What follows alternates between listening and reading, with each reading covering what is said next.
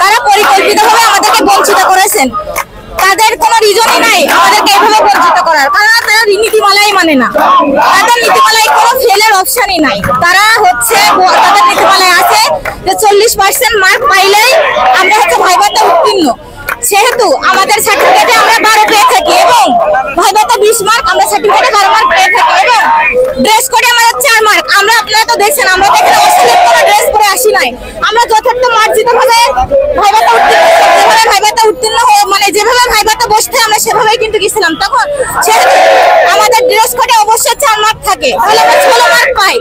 এবং ভাইভাতে যদি আমরা একটা কোশ্চেনের উত্তর নাও দিতে পারি তবুও তো আমরা 16 মার্ক যেহেতু পাই, অবশ্যই আমাদেরকে সনদ দিতে হবে। তারা রিটার্ন মার্কের উপর ভিত্তি করে সনদ দিয়েছে, তাহলে আমাদেরকে কেন সনদ দেওয়া হচ্ছে না?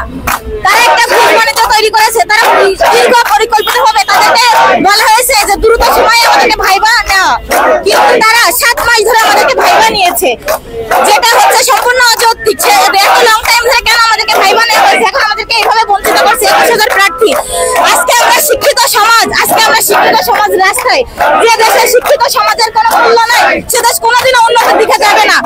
আজকে আমার মনে হচ্ছে আমি শিক্ষিত হয়ে সম্পূর্ণ ভুল করছি, কেননা আজকে শিক্ষিত না হলে আজ এইভাবে আমরা রাস্তায় নামতাম না।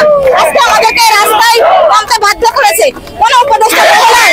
কেউ কি দেখতেছে না যে আমরা এই যে লাগাতার আন্দোলন নিয়ে আসতে আজকে গত 15 তারিখ থেকে আমরা এই আন্দোলন চালিয়ে যাচ্ছি? তারা কি টনক নড়তেছে না? কেন নড়তেছে না? আমরা শান্তিপূর্ণ আন্দোলন করতেছি এই জন্য। তারা কি চাচ্ছে যে আমরা বিশৃঙ্খলা তৈরি করি? আমরা বিশৃঙ্খলা চাইলেই তৈরি করতে পারি, কারণ আমরা করতেছি না শুধুমাত্র আমরা শিক্ষিত বলে। আমরা চাইলে কিন্তু গাড়ি ভাঙচুর করতে পারি, আমরা চাইলে এনটিআরসি ভবনে কিন্তু ভাঙচুর করতে পারি, করতেছি না কারণ আমরা শিক্ষিত। এই জন্য আমরা যথেষ্ট বিনয়ের সাথে তাদেরকে বলতেছি আমাদেরকে সনদটা দিয়ে দেন, কেননা সনদ দিলেই তো চাকরি হয় না। সেহেতু কেন আমাদেরকে এইভাবে 21,000 প্রার্থীকে বঞ্চিত করেছে? আমাদেরকে সনদটা দিয়ে দেন। অন্যান্য চাকরির ভাইবা পরীক্ষা আর এনটিআরসি ভাইবা পরীক্ষা সম্পূর্ণ আলাদা, সেখানে তাদের ভিত্তি নাই। যে আপনারা দেখছেন যে সনদে ভাইবার মার্ক যুক্ত হয়নি, সেহেতু কেন আমাদেরকে বঞ্চিত করছে?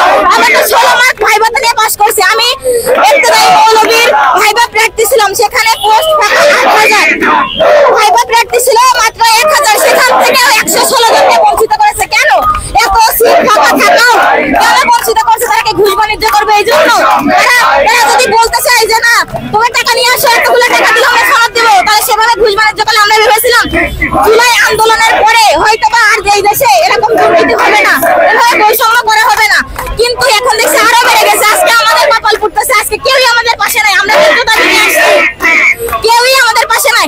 সেখানে সবাই 40 মার্ক পেয়ে সনদ পাচ্ছে, সেহেতু আমরা এই 50 মার্ক থাকা সত্ত্বেও কেন আমাদেরও তো মার্কটা দেখানো উচিত। আমরা জেনে কত পাইছি সেটা আমাদেরকে দেখাক। আমরা যদি 40 মার্ক না পাই আমরা আসবো না। আমরা কতদিন এভাবে আন্দোলন করবো?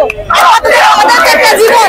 সেই যশোর থেকে আসছি সেই গত 14 তারিখে, এখন এই রাস্তায় পড়ে আছি। আজকে আমি মেয়ে মানুষ কোথায় থাকবো? কেউ এটা বুঝতেছে না।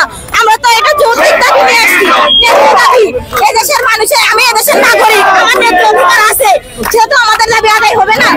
আপনাদের কাছে আমাদের বিনীত অনুরোধ, আপনারা এটা সবার মাধ্যমে সারা বিশ্বের মানুষ জানুক, দেখুক যে আমরা ন্যায্য দাবি নিয়ে আসছি শিক্ষিত সমাজ রাস্তায়।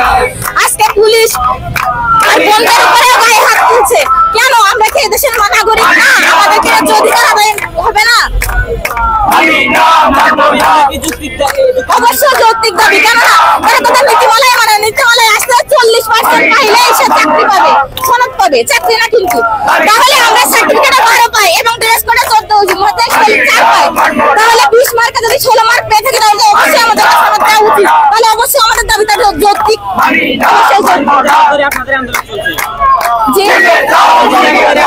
গত 15 তারিখ থেকে, আর আপনারা দেখছেন 12 তারিখে আমরা সংবাদ সম্মেলন করছি, আর 15 তারিখ থেকে আমরা লাগাতার আন্দোলন করছি। যতদিন না আমাদের দাবি আদায় না হবে ততদিন আমরা এভাবে আন্দোলন চালিয়ে যাবো। এটা যদি আমাদের মরণ হয় আমরা জীবন দিতেও প্রস্তুত। তবু এই দেশের দুর্নীতিদের বিরুদ্ধে আমরা যাবো, তীব্র প্রতিবাদ জানাই এই শিক্ষা ব্যবস্থাকে, কারণ এখানে শিক্ষার কোনো মূল্য নাই। কি দরকার ছিল এত কষ্ট করে, এত টাকা পয়সা খরচ করে আজকে শিক্ষিত হয়ে পরীক্ষা দিয়ে রিটেনে উত্তীর্ণ হয়ে সেখানে আজকে রাস্তায়